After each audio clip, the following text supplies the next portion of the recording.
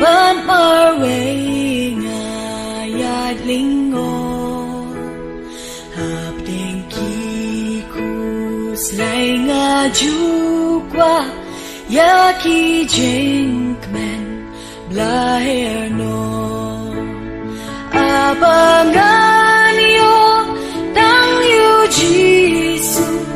jing em hon tinan sa shen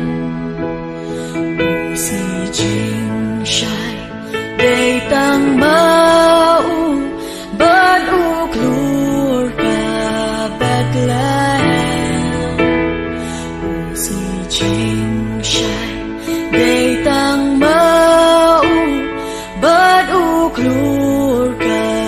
Bethlehem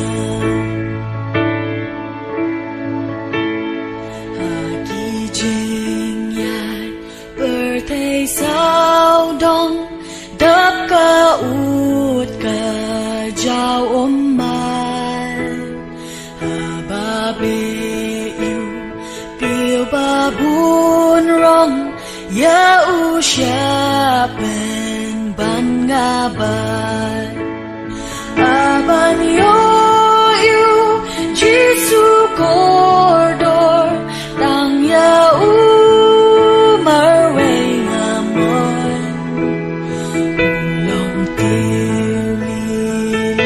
ka pentor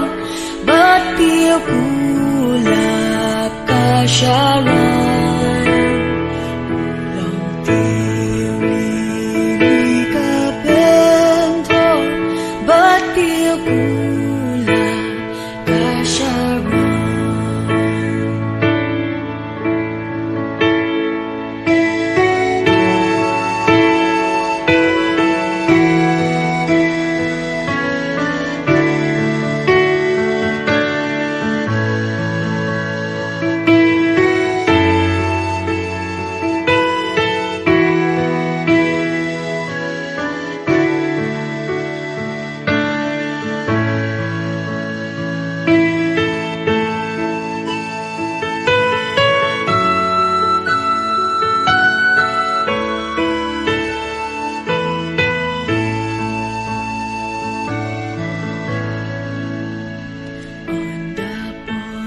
siya karibasok ngan sa apa kajingkang ladan pasyok